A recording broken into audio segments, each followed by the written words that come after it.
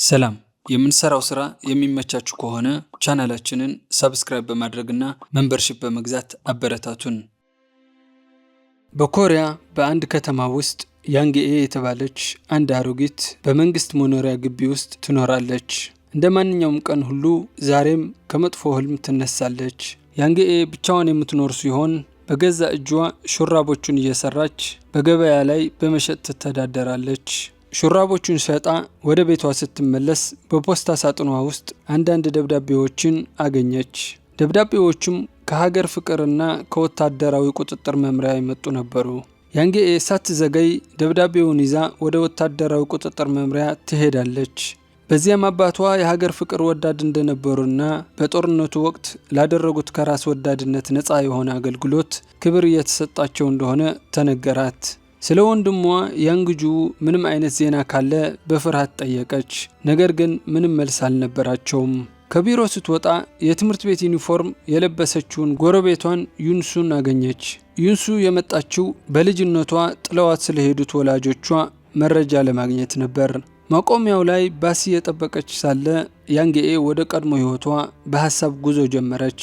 በሁለተኛው የዓለም ጦርነት ወቅት ኮሪያ በጃፓን አገዛዝ ስር በነበረችበት ጊዜ አንዲት ትንሽ መንደር ነበረች። ጆንጉቡን የተባለች የ14 ዓመት ልጅ እናቷ የተኮሱትን ልብሶች ወደ ጸሐፊው ቤት ለማድረስ ትወስድ ነበር። በሰፊው አይኖቿ በቤታቸው ውስጥ ያሉትን የቅንጦት ዕቃዎችና ምቾቶች በመገረም ትመለከት ነበር። ልክ በዚያን ጊዜ ልጃቸው ያንግጁ በብስክሌቱ መጣና ጆንጉቡንን ሲያይ ፈገግ አለ። ከጥቂት ቆይታ በኋላ የያንግጁ እህት ያንግኤ ደረሰችና ሁለቱም ወደ ትምህርት ቤት ሄዱ። የእነሱን ንጹህ ዩኒፎርምና የሚያብረቀርቁ ጫማዎችን ስታይ ጆንጉቡን ወደ ቤት ሄዳ እሷም ትምህርት ቤት መሄድ እንደምትፈልግ ለእናቷ አጥብቃ መናገር ጀመረች። እናቷ ትምህርት ቤት የመሄዱ ሐሳብ እንዴት በድንገት እንደመጣላት ግራ ገባት። የጆንጉቡን ታናሽ ወንድም ተማሪ ነበር። እናቷ በምሳ ሰዓት እንዲበላ የተቀቀለ ድንች ይዛለት እንድትሄድ ጠየቀቻት። በመንገድ ላይ ጆንጉቡን የተቀቀለ ድንች አውጥታ መብላት ጀመረች። በዚያን ጊዜ ያንግጁ በዚያ ያለፈ ነበርና ሲያያት ቆመ። ያንግጁ አንዲት ትንሽ ልዕልት የሚል ርዕስ ያለው መጽሐፍ እየሰጣት ማንበብ እንደምትችል ጠየቃት። ጆንጉቡን ራሷን ነቀነቀችና አወዋለች፣ ግን እየዋሸች ነበር። በመካከላቸው ጸጥ ያለ ፍቅር ማደግ ጀመረ። ይህም ገና አንዳቸውም ሙሉ በሙሉ ያልተረዱት ነገር ነበር። ታሪኩ ወደ አሁኑ ጊዜ ይመለሳል። ዩንሱ በትምህርት ቤት በሰረቀችው ምክንያት በክፍል መምህሯ እየገሰጸች ነው።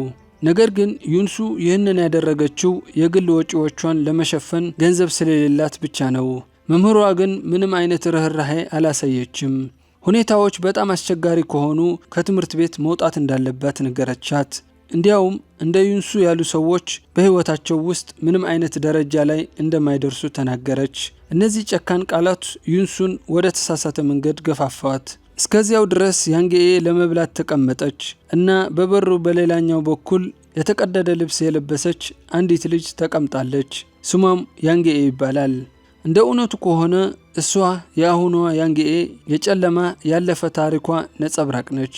አሮጊቷ ያንግኤ ዛሬ አባቷ በሽልማት እንደሚከበሩ የሚገልጽ ደብዳቤ እንደደረሳት ነገረቻት። በዚህ ደስተኛ ካልሆነች ጠየቀቻት። ወጣቷ ያንግኤ እንግዳ ነገር እንደሆነ መለሰች። አባቷ ለሀገሪቱ አንድ ነገር ሲያደርግ የገዛ ቤተሰቡን ግን ወደ ሲኦል ነበር የገፋው። በዚህ ትዕይንት ታሪኩ በድጋሚ ወደ ቀድሞው ይመለሳል። በመንደሩ ውስጥ ያሉ ወጣቶች በጃፓን ስም በሁለተኛው የዓለም ጦርነት እንዲዋጉ በጃፓን ጦር በግዳጅ እየተመለመሉ ነው። የጃፓን ወታደሮች የያንግኤ ወንድም የሆነውን ያንግጁንም ይይዙታል። እናታቸው እነሱን ለማስቆም በከፍተኛ ሁኔታ ሞከረች። ጆንጉቡን በአቅራቢያ ቆማ ሁሉንም ነገር ትመለከት ነበር። ያንግጁ ከሌሎች 5 ወንዶች ልጆች ጋር በመኪና ውስጥ ተቀምጦ መንደሩ በሙሉ ምንም ማድረግ ሳይችል ይመለከት ነበር። ጆንጉቡን ያንግኤ ወንድሟ ሲወሰድ ለማየት ወደምትችልበት ከፍ ያለ ቦታ ወሰደቻት። ያንግጁን አያቸውና እጁን አወዛወዘ። በአንድ ወቅት ሲያድግ ባንክ ውስጥ የመስራት ህልም ነበረው፣ ግን ምናልባት እህቱ ለመጨረሻ ጊዜ ያየችው ያኔ ነበር። ጆንጉቡን ወደ ቤት ስትመለስ እናቷ ሁለቱንም ልጆቿን ከቤት በታች ባለው ምድር ቤት ውስጥ በፍጥነት ደበቀቻቸው። ብዙም ሳይቆይ የጃፓን ወታደሮች እዚያም ደረሱና ልጆቹን መፈለግ ጀመሩ። አባታቸው ቀድሞውኑ በጃፓን ወታደሮች ተወስዶ ነበር። እና አሁን ልጆቿን ለማዳን በጭንቅ ተሳክቶላት ነበር። በሚቀጥለው ቀን በትምህርት ቤት አንድ የጃፓን መምህር ያንጌኤን የአባቷን ማንነት በመደበቋ ክፉኛ ደበደባት።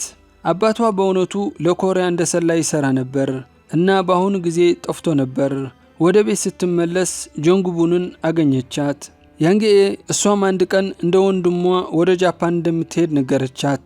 የጃፓን መንግስት ለስደተኞች ቤት እንደሚሰጥና ነፃ ትምህርት እንደሚሰጥ መስማቷን ተናገረች። በሚቀጥለው ቀን በትምህርት ቤት ያንጌኤ የጦርነት ሰለባዎችን ለመርዳት በበጎ ፈቃደኝነት ተመዘገበች። ወደ ቤት ከደረሰች በኋላ ጆንግቡንም ወደ ጃፓን መሄድ እንደምትፈልግ ለእናቷ አጥብቃ መናገር ጀመረች። በጃፓን ያለው ነገር ሁሉ ጥሩ እንደሆነና ሰዎች በጥሩ ሁኔታ እንደሚታዩ ተናገረች። እናቷ ሁሉም ውሸት እንደሆነና ስለ እንደዚህ አይነት ነገሮች ማሰብ እንደሌለባት እየተቆጣች ትነግራታለች። ከዚያ በኋላ የጆንግቡን እናት ታናሽ ወንድሟን እንድትንከባከብ ጠየቀቻት እና ጥቂት የነሐስ ቁሳቁሶችን ለመሸጥ ወደ ገበያ ሄደች። ቀኑን ሙሉ ሁለቱ ወንድማማቾች እናታቸው እስክትመለስ ድረስ በመንደሩ ውስጥ ሲንከራተቱ ዋሉ። በመንገድ ላይ አንድ መኪና በድንገት በጆንግቡን ፊት ቆመ። አንድ ሰው ወረደና እዚህ ካላት ህይወት የተሻለ ህይወት ትፈልግ እንደሆነ ጠየቃት። ፍላጎት ካላት ወደ ጃፓን የመሄድ እድል እንደሚሰጣት ነገራት። ነገር ግን ጆንግቡን ወዲያውኑ ከዚያ ሸሸች። ልጆቹ ሲጠባበቁ ቀኑ አለፈ እና በመጨረሻም በረሃብ ተኝተው ነበር። በሌሊት አጋማሽ ላይ ያው መኪና የነበረው ሰው ወደ ቤታቸው ገብቶ ጆንግቡን ተኝታ ሳለ አገታት። ታናሽ ወንድሟ ስሟን እየጠራ ያለቅስ ነበር። ነገር ግን እሷ ቀድሞውኑ ተወስዳ ነበር። ጆንግቡን ስትነቃ ራሷን በባቡር ውስጥ አገኘችው። ክፍሉ በሙሉ በልጃገረዶች ተሞልቶ ነበር። ከጥቂት ቆይታ በኋላ ባቡሩ በአንድ ጣቢያ ቆመና ተጨማሪ ልጃገረዶች ገቡ። በመካከላቸውም ያንጌኤ ነበረች። እዛ መገኘቷም ጆንግቡንን አስገረማት። ያንጌኤ በጃፓን ወታደሮች ላይ መጮህ ጀመረች። አለመግባባት እንደተፈጠረ በመግለጽ ለጃፓን ወታደሮች ለመስራት ፈቃደኛ ሆና እንደነበር ገለጸች። ነገር ግን ማንም አልሰማትም። የያንጌኤን ሁኔታ ስታይ ጆንግቡን በጣም ደነገጠች። በባቡሩ ክፍል ግድግዳ ላይ ባለ ስንጥቅ ወደ ውጭ ስትመለከት ጆንግቡን ባቡሩ በተራሮችና በሜዳዎች መካከል በፍጥነት ሲጓዝ አየች። ወዴት እንደሚሄዱ ምንም አታውቅም ነበር። ስለ እናቷና ስለ ታናሽ ወንድሟ ማሰብ ጀመረች።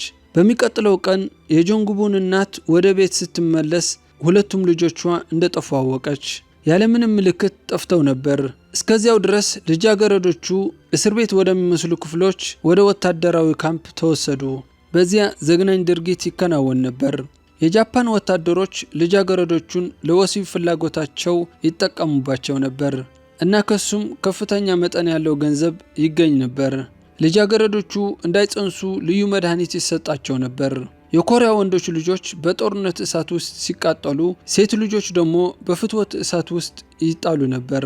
በአሁኑ ጊዜ ያንጌኤ ከዚያው አስጨናቂ ቅዠት ትነቃለች። ከጎኗ አረጊቷ ያንጌኤ እንደ ጥላ ሆና በዝምታ ትመለከታታለች። በድጋሚ የምታውቃቸው ድምጾች ወደ ቀድሞው ጊዜ ወሰደዋት። የካምፑ ተቆጣጣሪ ያንጌኤን ውርጃ እንድትፈጽም ሲያስገድዳት ትዝታ ውስጥ ገባች። በዚያ ምሽት ተቆጣጣሪዋ ያንጌኤ ራሷን እንዳታጠፋ በመፍራት እንድትከታተላት አዘዘቻት። ያንጌኤ እንዲህ ከመኖር መሞት ይሻላል ብላ ለጆንግቡን ነገረቻት። በሚቀጥለው ጠዋት ጆንግቡን ስትነቃ ያንጌኤ በክፍሉ ውስጥ እንዳልነበረች አወቀች።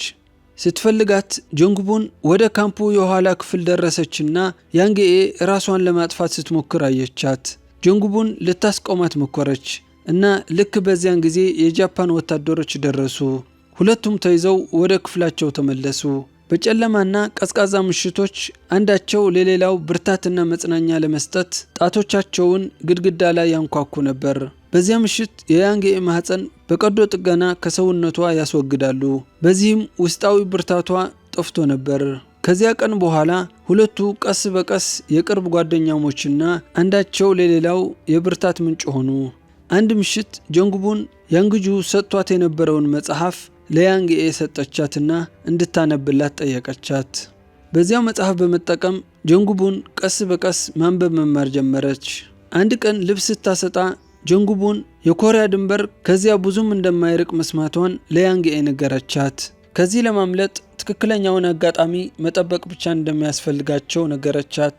በአሁኑ ጊዜ አንድ ምሽት ያንጌኤ ከፖሊስ ጣቢያ ጥሪ ደረሳት።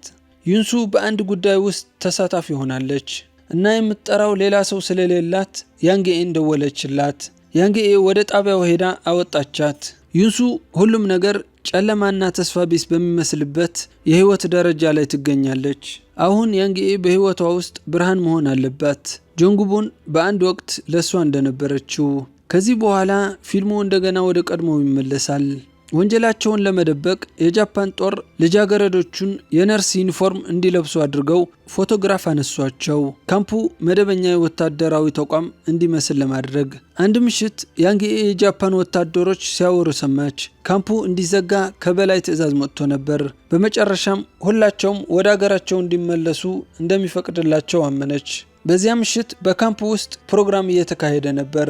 ነገር ግን ያንጌኤ ተቆጣጣሪዋና አንዳንድ የጃፓን ወታደሮች እርስ በርስ ሲንሸኳሸኩ አስተዋለች። ይህም ጥርጣሬ ያሳደረባት። ከፕሮግራሙ በኋላ ልጃገረዶቹ በሙሉ ተሰልፈው ወደ ውጭ ተወሰዱ። ያንጌኤ የሆነ ችግር እንዳለ ለጆንጉቡን ነገረቻት። ተቆጣጣሪዋም አልነበረችም። ይህ ለማምለጥ ብቸኛው አጋጣሚ ሊሆን ይችላል። ሁለቱም በዝምታ ከሰልፉ ወጡ። ትንሽ ርቀት እንደሄዱ ጦር ሰራዊቱ በቀሩት ልጃገረዶች ላይ በድንገት ተኩስ ከፈተ። ያንጌኤ እና ጆንጉቡን በሆነ መንገድ ማምለጥ ቻሉ። ጉዛቸውን ቀጠሉና በመጨረሻም ከካምፑ ርቀው ይሄዳሉ።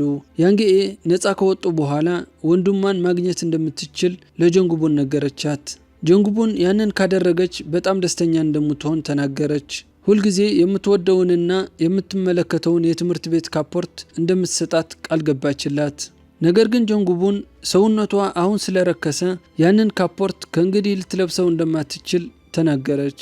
ከዚያም ሁለቱም ሲመለሱ ምን እንደደረሰባቸው ለማንም ላለመናገር ይወስናሉ።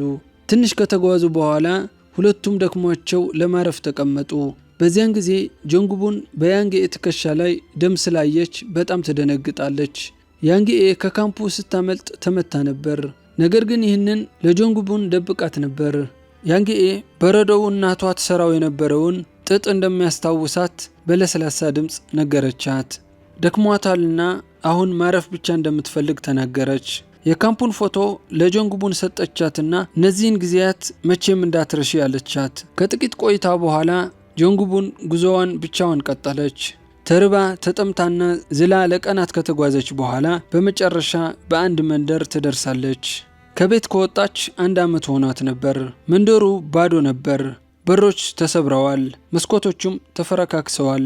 በቤቷም የእናቷም ሆነ የወንድሟ ምንም አይነት ምልክት አልነበረም።